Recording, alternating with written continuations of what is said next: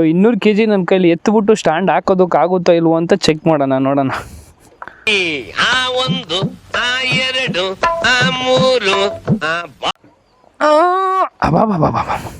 ಏನ್ ಗುರು ಇಷ್ಟೊಂದು ವೇಟ್ ಇದೆ? ಫೈನಲ್ ಹಾಕ್ಬಿಟ್ಟೆ ಗುರು. ಆವತ್ತು ಇವರ ಮುಖದಲ್ಲಿ ಒಂದು ತೇಜಸ್ಸನ್ನು ನೋಡಿದೆ, ಏನನ್ನು ಸಾಧಿಸಿರೋ ಸಂತೋಷ. ತಂದೆ ಮಗನ ಪ್ರೀತಿ ವರ್ಣಿಸಕ್ಕಾಗುತ್ತಾ?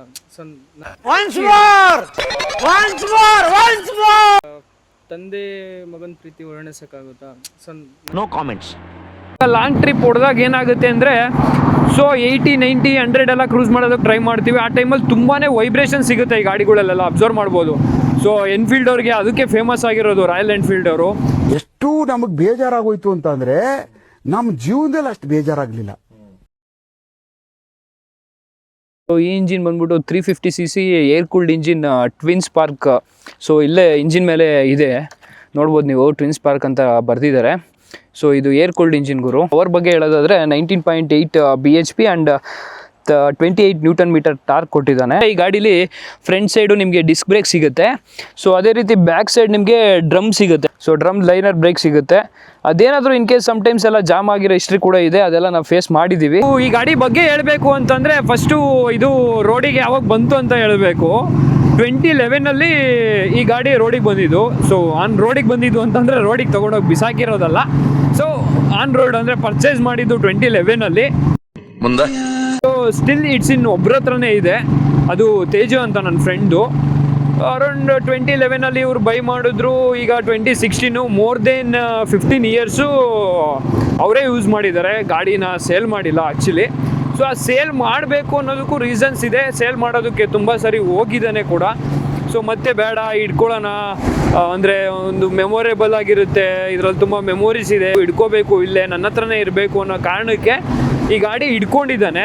ಅಪ್ಪೇ ಇದು ಯಾವ್ದೋ flash back rebel star Ambareesh ಹಳೇದು, ಅಕ್ಕಿಲ್ಲ ಬೆಳೆ ಇಲ್ಲ ಚಕ್ರ ಕತೆ ತಂಗಿದ್ಯಲ್ಲಪ್ಪೇ. ಈ ಗಾಡೀಲಿ ನಿಮಗೆ ನೋಡ್ತಾ ಇರೋದು ಏನೇನು ನೋಡ್ತಿದ್ದೀರೋ ಎಲ್ಲ ಪಾರ್ಟ್ಸ್ ಬಂದು ಸ್ಟಾಕಲ್ಲೇ, ಮ್ಯಾಕ್ಸಿಮಮ್ ಎಲ್ಲ ಪಾರ್ಟ್ಸ್ ಬಂದ್ಬಿಟ್ಟು ಸ್ಟಾಕಲ್ಲಿ ಬಂದಿರೋದೆ. 2 ಥಿಂಗ್ಸ್ ಅಂದರೆ 2 ಮಾತ್ರ ಚೇಂಜ್ ಮಾಡಿಸಿರೋದು, ಒಂದು ಎಕ್ಸಾಸ್ಟು, ಇನ್ನೊಂದು ಟೈಲ್ ಲ್ಯಾಂಪು. ಸೊ ಈ ಟೈಲ್ ಲ್ಯಾಂಪ್ದು ಏನಾದರೂ ಒಂದು ಸ್ಟೋರಿ ಹೇಳೋದಾದರೆ, ಲಾಸ್ಟ್ ಇಯರ್ ಒಂದು ಟ್ರಿಪ್ ಹೋಗಿದ್ವಿ ಆ್ಯಕ್ಚುಲಿ. ಆ ಟ್ರಿಪ್ಪಲ್ಲಿ ಒಂದೇ ಒಂದು ಬೋಲ್ಟಲ್ಲಿತ್ತು. ಆ ಟ್ರಿಪ್ ಮುಗಿಯೋವರೆಗೂ ಆ ಒಂದು ಬೋಲ್ಟಲ್ಲೇ ಬಂದಿದ್ದೀವಿ ಮತ್ತೆ ರಿಟರ್ನ್ ಬೆಂಗಳೂರಿಗೆ. ಅಳ್ಳಾಡ್ಕೊಂಡೇ ಬಂದಿದೆ ಅದು. ಫ್ರಂಟ್ ಸೈಡ್ ನಿಮಗೆ ಡೂಮ್ ಸಿಗೋದು ಆ್ಯಕ್ಚುಲಿ ಆಫ್ಟರ್ ಮಾರ್ಕೆಟ್ ಚೇಂಜ್ ಮಾಡಿಸೋದು, ಅಲೆಜನ್ ಲೈಟ್ ಬರುತ್ತೆ. ಸೊ ಇದು ಬಂದ್ಬಿಟ್ಟು convert into L E D light ಹಾಕ್ಸಿರೋದು. ಇನ್ನು ಇಂಡಿಕೇಟರ್ಸ್ ಎಲ್ಲ ನಿಮಗೆ ಅಲೆಜನ್ನೇ ಸಿಗುತ್ತೆ ನೋಡೋದಕ್ಕೆ. ಸೊ ಬ್ಯಾಕ್ ಸೈಡು ಅಷ್ಟೇ, ಟೈಲ್ ಲ್ಯಾಂಪ್ ಕೂಡ ಫುಲ್ಲು ಅಲೆಜನ್ LED ಸಿಗುತ್ತೆ. ಬಿಟ್ಟರೆ ಒಂದು ಮ್ಯಾಟ್ ಬೇರೆ ಹಾಕ್ಸಿದ್ದೀವಿ.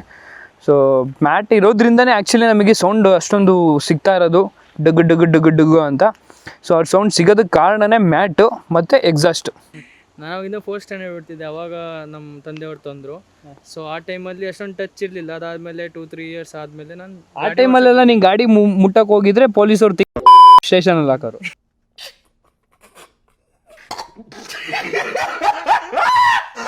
ಹದಿನೈದು ವರ್ಷ ನಿಮ್ಮ ಜೊತೆ ಮತ್ತು ಈ ಗಾಡಿ ಜೊತೆ ಒಂದು ಒಡನಾಟ ಇದೆಯಲ್ಲ. ಸೊ ಅದ್ರ ಬಗ್ಗೆ ಒಂದು ಸ್ವಲ್ಪ ಎಲಾಬ್ರೇಟ್ ಆಗಿ ಏನಾದರೂ ಹೇಳೋದಾದರೆ ಏನು ಹೇಳ್ತೀರಾ? ಸೊ ಒಡನಾಟ ಇನ್ ದ ಸೆನ್ಸ್ ಯಾವ ಥರ, ಈಗ ತಂದೆ ಮಗನ ಪ್ರೀತಿ ವರ್ಣಿಸೋಕ್ಕಾಗುತ್ತಾ? ಸೊ ನಾನು ಅದೇ ಥರ ನಾನು ತುಂಬ ಅಟ್ಯಾಚ್ಮೆಂಟ್ ಇಟ್ಕೊಂಡಿದ್ದೀನಿ ಇದ್ರ ಮೇಲೆ. ಸೊ ಈ ಗಾಡಿ ಬಂದು ನನಗೆ ಲೈಕ್ ಒಂಥರ, ನಾನು ಆ್ಯಕ್ಚುಲಿ ಫಸ್ಟ್ ಗಾಡಿ ಕಲ್ತಿದ್ದೆ ಇದರಲ್ಲಿ. ಈ ಎಕ್ಸಾಸ್ಟ್ ಬಂದ್ಬಿಟ್ಟು ನಿಮಗೆ ಶಾರ್ಟ್ ಬಟಲ್ ಅಂತ. ಸೊ ನೀವೆಲ್ಲ ಶಾರ್ಟ್ಸ್ ಎಲ್ಲ ಆರಾಮಾಗಿ ಹೊಡಿಬೋದು, ಒಳ್ಳೆ ಸೌಂಡ್ ಬರುತ್ತೆ, ಕ್ರೇಜಿ ಸೌಂಡ್ ಸಿಗುತ್ತೆ ನಿಮಗೆ. ಗಾಡಿ ಲೆಂತ್ ನೀವು ಅಬ್ಸರ್ವ್ ಮಾಡ್ಬೋದು. ನಾನು ಎಷ್ಟು ಉದ್ದ ಇದ್ದೀನೋ ನನಗಿನ್ನೂ ಉದ್ದನೇ ಇದೆ, 2.2 ಮೀಟರ್ಸ್ ಇದೆ ಈ ಗಾಡಿ ಲೆಂತ್ ಬಂದ್ಬಿಟ್ಟು. ಈ ಗಾಡಿದು ವೆಯ್ಟ್ ಹೇಳೋದಾದರೆ 200 kg ಬರಾಬರಿ ಇದೆ ಗುರು. ಲಾಂಗ್ ಹೋಗೋದಕ್ಕೆ ಸ್ವಲ್ಪ ರಿಸ್ಕ್ ತೊಗೊಂಡು ಹೋಗ್ಬೇಕಷ್ಟೇ. ಯಾಕೆಂದರೆ 15 ವರ್ಷ ಆಲ್ರೆಡಿ ಗಾಡಿ ಓಡಿದೆ. ಸೊ ಇನ್ನೂ ಓಡಬೇಕು, ಇನ್ನೂ ಮಾಡಬೇಕು ಅಂತಂದರೆ ಕಷ್ಟ ಆಗುತ್ತೆ. ರಿಸ್ಕ್ ತೊಗೊಂಡು ಹೋಗಬೇಕು. ಆ ರಿಸ್ಕ್ ತೊಗೊಂಡು ಆ್ಯಕ್ಚುಲಿ ನಾವು ಒಂದು 2-3 ಟ್ರಿಪ್ಪೆಲ್ಲ ಮಾಡಿದ್ವಿ ಲಾಸ್ಟ್ ಇಯರು. ಸೊ ಹಂಗಾಗಿ ಅದನ್ನೇ ನಾನು ಫಸ್ಟ್ ಹೇಳ್ದಂಗೆ ಹಳ್ಳೀಲಿ ಓಡಾಡಿದ್ರೆ ತುಂಬ ಚೆನ್ನಾಗಿರುತ್ತೆ. ಸೊ ಆ ಒಂದು ಸ್ಟೋರಿ ಆದಮೇಲೆ ಏನಾಯಿತು ಅಂತಂದರೆ, ರೀಸೆಂಟಾಗೆ ಇಂಜಿನ್ ಕೂಡ ಮಾಡಿಸ್ದ. ಓಕೆನಾ? ಆ ಇಂಜಿನ್ ಮಾಡಿಸೋದಕ್ಕೂ ಮುಂಚೆ ನಾವು ಹೇಳಿದ್ವಿ ಆ್ಯಕ್ಚುಲಿ, ಕೊಟ್ಬಿಡು ಗಾಡಿ, ಇನ್ನೇನು ಬೇಡ, ಸೊ ಇನ್ನೇನಕ್ಕೆ ಇಟ್ಕೊತೀಯಾ, ಸುಮ್ಮನೆ ಇಂಜಿನ್ ಮಾಡಿಸ್ತೀನಿ ಅಂದರೆ ಏನಿಲ್ಲ ಅಂದರೂ 30-40 ಸಾವಿರ ಖರ್ಚು ಬರುತ್ತೆ. ಸೊ ಅದ್ರ ಬದಲು ಗಾಡಿನ ಕೊಟ್ಬಿಡು ಕೊಟ್ಬಿಟ್ಬಿಟ್ಟು ಬೇಕಾದ್ರೆ ಬುಲೆಟೇ ತೊಗೊತೀನಿ ಅಂದರೆ ಕ್ಲಾಸಿಕಲ್ಲೇ ಯಾವುದಾದ್ರು ಒಂದು ನೋಡ್ಕೋ, ಆರಾಮಾಗಿ ನಿನಗೂ ಸೂಟ್ ಆಗುತ್ತೆ, ನಿನ್ನ ಬಾಡಿಗೂ ನಿನಗೂ ಎಲ್ಲ ಕರೆಕ್ಟಾಗಿ ಸೂಟ್ ಆಗುತ್ತೆ ಅನ್ನೋದೊಂದು ರೆಫರ್ ಮಾಡಿದ್ವಿ. ಬಟ್ ಇಲ್ಲ, ಅವನಿಗೆ ಒಂದು ಮಾರೋಕ್ಕೂ ಯೋಚನೆ ಇದೆ ಮತ್ತು ಮಾರೋದು ಬೇಡ ಅನ್ನೋದು ಕೂಡ ಯೋಚನೆ ಇದೆ. ಹಂಗಾಗಿ ಅವನೇನು ಮಾಡ್ದ, ಮಾರಲಿಲ್ಲ, ಇಂಜಿನ್ ಮಾಡಿಸ್ದ, around more than 30K spend ಮಾಡ್ದ, ಇಂಜಿನ್ ಮಾಡಿಸ್ದ, ಮತ್ತೆ ಇಟ್ಕೊಂಡ. ಏನಕ್ಕೆ ಇಲ್ಲಿ ಮೆಮೊರೀಸ್ ಇದೆ ಅಂತ. ಸೊ ಅದೇ ಯಾವ ಗಾಡಿ ಯಾವುದು ಅಂತ, ಯಾವ ಕಂಪ್ನಿದು ಯಾವ ಇದು ಅನ್ನೋದು ಮ್ಯಾಟ್ರ್ ಆಗಲ್ಲ. ಸೊ ಆ ಗಾಡೀಲಿ 15 ವರ್ಷ ಟ್ರಾವೆಲ್ ಮಾಡಿದ್ದಾರೆ ಅಂತಂದರೆ ಲಾಟ್ ಆಫ್ ಫೀಲಿಂಗ್ಸ್ ಇರುತ್ತೆ. ಸೊ ಆ ಎಮೋಷನ್ಸು, ಆ ಫೀಲಿಂಗ್ಸ್ನ ಈಸಿಯಾಗಿ ಕೊಟ್ಬಿಡೋದಕ್ಕೆ ಒಬ್ಬೊಬ್ರ ಕೈಲಾಗಲ್ಲ, ಒಬ್ಬೊಬ್ರು ಕೊಡ್ತಾರೆ. ಆ ಒಂದು ಇದರಿಂದ ಗಾಡಿ ಹಿಡ್ಕೊಂಡ ಓಡಿಸ್ತಿದ್ದಾನೆ. Still it's running fine. Actually ಇದಕ್ಕೂ ಮುಂಚೆ G2 ಜನ್ರೇಷನ್ ಇತ್ತು, ಮತ್ತು ಅದಾದಮೇಲೆ ಈ ಜನ್ರೇಷನ್ ಬಂದಿದ್ದು. ಇದು ಬಂದ್ಬಿಟ್ಟು UCE ಇಂಜಿನ್ನು. ಇದು ಫುಲ್ ಫಾರ್ಮ್ ಬಂದರೆ ಯೂನಿಟ್ ಕನ್ಸ್ಟ್ರಕ್ಷನ್ ಇಂಜಿನ್ ಅಂತ. ಮುಖ್ಯ ವಿಷಯಕ್ಕೆ ಬರಲ್ಲ. ಈ ಇಂಜಿನ್ ಎರಡಿಗೂ ಡಿಫ್ರೆನ್ಸ್ ಏನಪ್ಪ ಅಂತ ಅಂದರೆ, ಗೇರ್ ಮಾತ್ರ ರೈಟ್ ಸೈಡಲ್ಲಿ ಬರೋದು. G2 ಜನ್ರೇಷನಲ್ಲೆಲ್ಲ ನಿಮಗೆ ರೈಟ್ ಸೈಡಲ್ಲಿ ಗೇರ್ ಸಿಗುತ್ತೆ, ಲೆಫ್ಟ್ ಸೈಡಲ್ಲಿ ಬ್ರೇಕ್ ಸಿಗುತ್ತೆ. ಸೊ ಇದರಲ್ಲಿ ಉಲ್ಟಾ. ಸೊ ಇದು ಆ್ಯಕ್ಚುಲಿ ಪರ್ಟಿಕ್ಯುಲರ್ ಆ್ಯಸ್ ಆಫ್ ನಾವು ಈಗೆಲ್ಲ ಓಡ್ತಾ ಇರೋದೆಲ್ಲ ಇದೇ ರೀತಿ, ನಾರ್ಮಲ್ ರೈಟ್ ಸೈಡಲ್ಲಿ ಬ್ರೇಕು, ಲೆಫ್ಟ್ ಸೈಡಲ್ಲಿ ಗೇರು. ಸೊ ಇದು ಮೇಜರ್ ಡಿಫ್ರೆನ್ಸ್ ಇರೋದು ಅದೊಂದೇ. ಇನ್ನು ಮಿಕ್ಕಿದ್ದೆಲ್ಲ ಎಲೆಕ್ಟ್ರಾಲಿ ಸೇಮ್ ಎಲ್ಲ ಇಂಜಿನ್ ಎಲ್ಲ ಸೇಮೇ. ಬಟ್ ಈ ಸ್ಪೆಸಿಫಿಕೇಶನ್ G2ಗೂ ಮತ್ತು UCEಗೂ ಇರೋ ಡಿಫ್ರೆನ್ಸ್ ಇಷ್ಟೇ. ನಿಮ್ಮ ಅಮ್ಮನ ಪಿಂಡ ಯಾವ ಬೋಳಿ ಮಗನಿಗೆ ಅರ್ಥವಾಗುತ್ತದೆ. ಬಟ್ ಈ ಗಾಡೀಲಿ ಒಂದು ಡಿಸಡ್ವಾಂಟೇಜ್ ಏನು ಅಂದರೆ, ಇದು ಬಂದ್ಬಿಟ್ಟು ಎಲೆಕ್ಟ್ರಾ. ಸೊ ಮೇನ್ಲಿ ಇದರಲ್ಲಿ complete wiring in the sense ಎಲ್ಲ ಗಾಡೀಲೂ ವೈರಿಂಗ್ ಇರುತ್ತೆ. ಸೊ ಈ ಎಲೆಕ್ಟ್ರಾ ವೇರಿಯಂಟ್ ವೆಹಿಕಲ್ ಬಂದ್ಬಿಟ್ಟು ಮೇನ್ ಬ್ಯಾಟ್ರಿ ಒಂಚೂರು ಪವರ್ ಇಲ್ಲ ಅಥವಾ ಎಲ್ಲಾದರೂ ಅರ್ಥಿಂಗ್ ಆದ್ರೂ ಗಾಡಿ ಸ್ಟಾರ್ಟ್ ಆಗೋಲ್ಲ. ಸೊ ಕಂಪ್ಲೀಟ್ ಇಗ್ನಿಷನ್ನೇ ಆಫ್ ಆಗುತ್ತೆ. ಸೊ ಇದು ಒಂದು ಪ್ರಾಬ್ಲಮ್ ನಾನು ಫೇಸ್ ಮಾಡಿದ್ದೀನಿ. ಥ್ಯಾಂಕ್ ಯು ತೇಜು, ನಿಮ್ಮ ಎಕ್ಸ್ಪೀರಿಯನ್ಸ್ನ ಹೇಳ್ಕೊಂಡಿದ್ದಕ್ಕೆ ತುಂಬ ಧನ್ಯವಾದಗಳು. Thank you. ಸಸ್ಪೆನ್ಷನ್ ಬಗ್ಗೆ ಹೇಳೋದಾದರೆ, ಫ್ರಂಟ್ ಸೈಡ್ ನಿಮಗೆ ಟೆಲಿಸ್ಕೋಪಿಕ್ ಹೈಡ್ರಾಲಿಕ್ ಸಸ್ಪೆನ್ಷನ್ ಕೊಟ್ಟಿದ್ದಾನೆ ಫ್ರಂಟ್ ಸೈಡು. ಸೊ ಅದೇ ರೀತಿ ನಿಮಗೆ ರೇರ್ ಸೈಡು ಶಾಕ್ ಅಬ್ಸರ್ವ್ಸ್ ಕೊಟ್ಟಿದ್ದಾನೆ ನಾರ್ಮಲ್ ಆಗಿ. ಸೊ ಈ ಥರ ಗಾಡಿಗಳು ಏನಿದ್ರು ಹಳ್ಳಿ ಲೈಫ್ಗೆ ಸೂಪರಾಗಿ ಸೆಟ್ ಆಗುತ್ತೆ. ಯಾಕೆ ಅಂತಂದರೆ ಒಳ್ಳೆ ಹವಾ ಮೇಂಟೈನ್ ಮಾಡಿಕೊಂಡು, ಒಳ್ಳೆ ಸೌಂಡ್ ಹಾಕ್ಕೊಂಡು, ಯಾವ ಪಾಲಿಸ್ ಬರೋಲ್ಲ, ಏನಿಲ್ಲ. ಹಳ್ಳಿ ಕಡೆ ಎಲ್ಲ ಡಬ್ ಬಂದಿಸ್ಕೊಂಡು ಓಡಾಡ್ಕೊಂಡು ಒಳ್ಳೆ ಗತ್ತಾಗಿ ಆರಾಮಾಗಿ ಮೇಂಟೈನ್ ಮಾಡ್ಕೊಂಡು ಇರ್ಬೋದು. ಟೆಕ್ನಾಲಜಿನ ಪಾಸಿಟಿವ್ ಆಗಿ ಯೂಸ್ ಮಾಡ್ರಿ, ನೆಗೆಟಿವ್ ಆಗಿ ಯೂಸ್ ಮಾಡಬೇಡ್ರಿ. Exhaust sound ಕೇಳ್ಬಿಡೋಣ.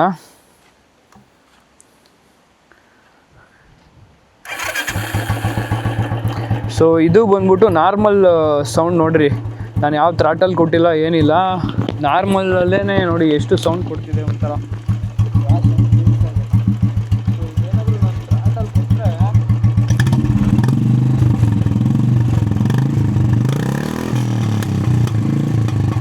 ನೀವು ಅಬ್ಸರ್ವ್ ಮಾಡ್ತಾ ಇರ್ಬೋದು, ಇಡೀ ಗಾಡಿಲಿರೋ ಪಾರ್ಟ್ಸ್ ಎಲ್ಲ ನಡುತ್ತಾ ಇದೆ. ಟ್ಯಾಂಕ್ ಕೆಪಾಸಿಟಿ ಬಂದ್ಬಿಟ್ಟು 13.5 ಲೀಟರ್ಸ್ ಕೆಪಾಸಿಟಿ ಇದೆ. ಇದು ಮೈಲೇಜ್ ಎಲ್ಲ ಲೆಕ್ಕ ಹಾಕೊಳ್ಳೋಕೆ ಹೋದರೆ ಇನ್ನೇನು ಅವರೇಜು 35 to 40 ಕೊಡುತ್ತೆ. ಆ್ಯಕ್ಚುಲಿ ನೀವೇನು ಒಂದು ಎಕಾನಮಿನಲ್ಲೆಲ್ಲ 80 ಒಳಗಡೆ ಹೋದರೆ ಆರಾಮಾಗಿ ನಿಮಗೆ 40 ಮೈಲೇಜ್ ಅಂತ ಸಿಗುತ್ತೆ. ಜಸ್ಟ್ ಇದರಲ್ಲಿ ಕಳೆದಂಥ ಜರ್ನಿನ ನಾನು ಎಕ್ಸ್ಪ್ಲೇನ್ ಮಾಡ್ತಿದ್ದೀನಿ. ಅದ್ರ ಜೊತೆಗೆ ಇದರಲ್ಲಿರೋ ಸ್ವಲ್ಪ ನನಗೆ ಗೊತ್ತಿರೋದು ಅಥವಾ ಇದರಲ್ಲಿರೋ ಸ್ಪೆಸಿಫಿಕೇಷನ್ಸ್ನ ಎಕ್ಸ್ಪ್ಲೇನ್ ಮಾಡೋದಕ್ಕೆ ಟ್ರೈ ಮಾಡ್ತಿದ್ದೀನಿ. ಬಿಟ್ಟರೆ ಬೇರೆ ಯಾವುದೇ ಉದ್ದೇಶದಿಂದ ನಾನು ಈ ಗಾಡಿ ರಿವ್ಯೂ ಮಾಡ್ತಾ ಇಲ್ಲ. ಸೊ ಇದು ಆ್ಯಕ್ಚುಲಿ 2011 ಈಗೆಲ್ಲ ಬರ್ತಾ ಇರೋ ಗಾಡಿ ತುಂಬಾ ಅಪ್ಗ್ರೇಡ್ ಆಗಿ ಬರ್ತಾ ಇದ್ದೇವೆ. ಏಜ್ಗೂ ಕೂಡ ಇದೆಲ್ಲ ಎಮೋಷನ್ಸ್ ಇದೆ. ಮತ್ತು ಅವ್ರ ಅಪ್ಪ ತೊಗೊಂಡಿದ್ದು, ಅವ್ರ ಅಪ್ಪ ಓಡಿಸಿದ್ದು, ಅಲ್ಲಿಂದ ಇಲ್ಲಿವರೆಗೂ ಇವನು ಗಾಡಿ ಕಲ್ತಿದ್ದು, ತುಂಬಾ ಎಮೋಷನ್ಸ್ ಇರೋದ್ರಿಂದ ಈ ಗಾಡಿ ಸ್ಟಿಲ್ ಇವ್ರ ಕೈಲೇ ಇದೆ. ಈ ಬೇರೆ ಯಾರ ಕೈಲೂ ಹೋಗ್ದಂಗೆ ಇವ್ರ ಕೈಲೇ ಇರೋದಕ್ಕೆ ಇದು ಮೋಸ್ಟ್ ಇದೇ ವ್ಯಾಲಿಡ್ ರೀಸನ್ ಆ್ಯಕ್ಚುಲಿ. ಆಸೆ ಎಂಬ ಬಿಸಿಲು ಕುದುರೆ ಏಕೆ